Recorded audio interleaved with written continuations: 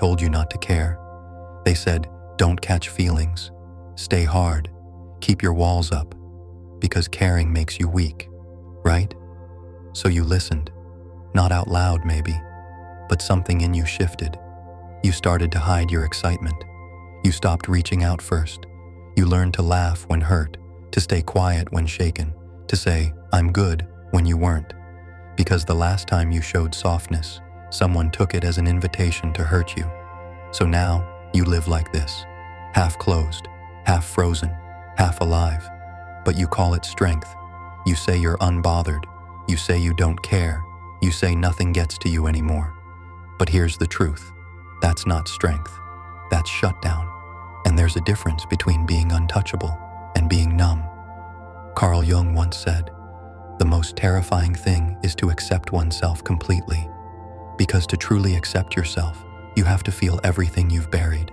And most people would rather stay strong than feel anything real. But that's not strength. That's escape. The real ones, the truly untouchable, aren't cold. They're clear. They feel everything. They just don't get stuck in it. See, numbness isn't freedom. It's paralysis. And most people confuse it with peace because they've never met true stillness, only emotional silence. Stillness says, I'm aware. Numbness says, I'm gone. Stillness is presence. Numbness is absence. So what if you're not healed? You're just disconnected. What if the things you call strength, your silence, your sarcasm, your chill, are actually just the scar tissue covering up the softness you weren't allowed to keep? What if you've built a personality around self-protection, and now you don't know who you are without the armor? You say you're untouchable, but deep down, you're just untouched. You've made yourself unlovable just to feel safe.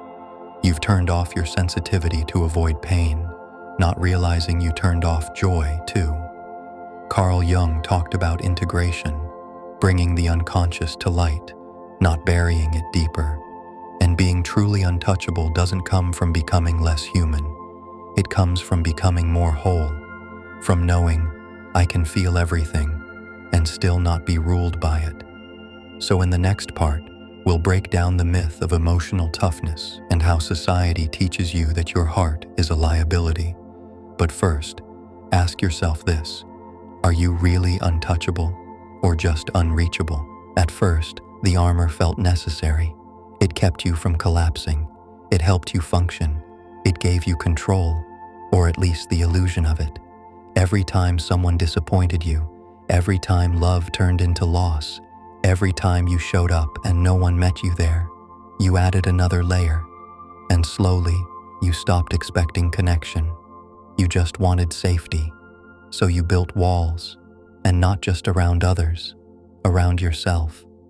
You silenced the voice that said, I miss them. You buried the part of you that wanted to be held. You mocked your own hope like it was weakness. And now, the armor that once saved you is killing your capacity for joy. You say things like, I'm better off alone. People always leave. Feelings just complicate everything. But these aren't truths. They're defense mechanisms with good PR. You don't believe them because they're true. You believe them because they protect you from the unbearable risk of wanting more. Carl Jung would call this the rejected self, the part of you that still longs, still aches, but got locked away because longing hurt too much. But here's the cost of that safety. You don't get to selectively numb. When you block pain, you block pleasure. When you silence grief, you dull joy. When you shut out vulnerability, you shut out intimacy. You built a prison to protect yourself from heartbreak. And now you're safe, but alone. Here's the irony. True freedom doesn't come from walls. It comes from capacity. From being able to hold anger and still choose kindness. To feel desire without begging. To carry pain without letting it poison you. That's what makes you untouchable. Not because you're invulnerable, but because you're anchored. Being untouchable isn't about having no soft spots. It's about no longer abandoning them. You want to know if you're really free? Ask yourself this: can I feel everything and still not collapse? Can I open and still feel safe? Because the answer isn't in becoming colder, it's in becoming wider. Wider in your capacity, wider in your compassion, wider in your ability to stay present with what's real, even when it hurts. That's the difference between numb and untouchable. And in the next part, we'll look at what it really takes to step out of the armor and into yourself. If this is hitting something real inside you, don't scroll past it. Pause. Let this be more than just a video. Hit subscribe not for the algorithm, but for the self you keep postponing, the one buried under your silence, the one you left behind in the name of strength. Subscribing isn't just a click, it's a decision to stop pretending you're fine when you're numb, to stop living armored and start living awake. If you're ready to drop the mask, let's keep going. We're not here to perform healing, we're here to live it. You've worn your armor for so long, you forgot how heavy it is. You forgot what it feels like to rest your shoulders, to exhale, to not be on guard all the time. And now you wonder, if I take it off, will I break? Will everything I've kept inside finally spill over? Will I fall apart and never find my way back? That fear is real and valid, because beneath the numbness is a lot of pain, years of silence, rejection, shame, loneliness that became familiar, anger that calcified into sarcasm, love that was never returned and never forgotten. You've held so much for so long that softness feels dangerous now, like a flood waiting to happen. But here's what no one tells you. You don't have to take the armor off all at once. You don't have to crack open in front of everyone. You don't even have to explain it. You just have to stop abandoning yourself in key moments, like when you feel something and you actually stay with it, like when someone asks how you are and you don't say, "I'm fine," like when your gut says, "Don't go back there," and you finally listen. Healing doesn't mean becoming soft everywhere, it means becoming strong where it matters. Carl Jung spoke of wholeness, not perfection. He said your healing will make you more human, not less vulnerable. So no, you won't be empty of pain, but you'll be full of yourself. And that's a different kind of untouchable. Not someone who never feels, but someone who never betrays what they feel. You don't need to be cold to be safe. You need to be conscious. Conscious of who deserves your openness. Conscious of when you're slipping back into performance. Conscious of how far you've come. You want to be untouchable. Learn to sit with your feelings without becoming them. Learn to say this hurts without building a wall around it. Learn to love, not in desperation, but from depth. Because love, when it comes from awareness, not fear, is the most untouchable force there is. In the next part, we're stepping into what real power looks like. Power that doesn't require domination. Power that's rooted in freedom. But for now, breathe. You've already done something most never dare. You stayed. You've seen the loud ones. The ones who dominate every room. Who interrupt, outsmart, intimidate. You've been told, that's power. But you've also seen what happens when they're alone. The overthinking, the control issues, the rage when no one's watching. Because that kind of power, the kind that needs to be seen, isn't power. It's performance. Real power is quieter. It doesn't chase validation. It doesn't react out of ego. It doesn't need to win every argument or be understood by everyone. It's the stillness inside you that doesn't flinch when things get loud. It's the knowing that your worth isn't up for debate. It's the ability to feel fully and not lose yourself in the feeling.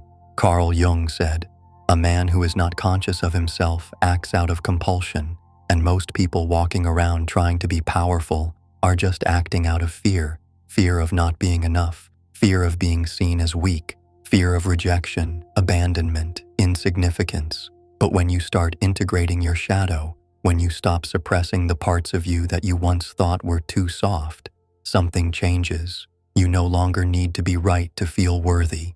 You no longer collapse when someone disapproves. You stop explaining yourself to people committed to misunderstanding you. That is being untouchable, not because you've hardened, but because you've healed. You know what breaks fake confidence? A tiny dose of truth, a single unanswered text, one moment of silence. But you're learning to be the kind of person who can sit in that silence, who doesn't need constant validation to feel real, Who knows? I exist. I matter. Even when no one is watching. True power is the refusal to betray yourself for acceptance. It's waking up and choosing alignment over applause. And it doesn't scream. It simply is. So what happens when you step into that power? You stop chasing. You stop over-explaining. You stop begging. And you start walking, not away from people, but toward yourself. In the next part, we'll finish this journey where all real healing begins, coming home, to your body, to your voice, to your truth. But for now, sit with this. You're already powerful. You just forgot that your softness wasn't the enemy. It was the source. There comes a moment, not loud, not dramatic, just a quiet realization. I'm done performing. I'm done pretending I'm fine when I'm falling apart. Done chasing people who see my silence as strength but miss the scream behind it. Done living like love is something I have to earn, because here's the truth. The most untouchable people aren't the coldest. They're the clearest. They don't fear their own feelings. They've befriended them. They don't suppress sadness. They know how to sit with it. They don't avoid conflict. They know how to stay grounded inside it. They don't run from love. They choose it without begging for it. That's real freedom, not detachment, not numbness, but inner loyalty. Carl Jung said, "Your visions will become clear only when you can look into your own heart. And when you finally do, you stop outsourcing your worth. You stop adjusting yourself to be digestible. You stop playing roles that leave you hollow. Instead, you become someone that even your younger self would look at and say, 'So, we made it?' Yes, you did. Not because you avoided pain, but because you walked through it. Not because you became perfect, but because you finally became whole. You want to be truly untouchable? Then come home to yourself. The version of you before the mask, before the world told you to be quieter, smaller, colder. That version still exists, still waits, still believes in you. So breathe. Let the armor fall. Let the noise fade. Let the truth rise. You don't have to fight to be free anymore. You just have to stop leaving yourself behind. Welcome back.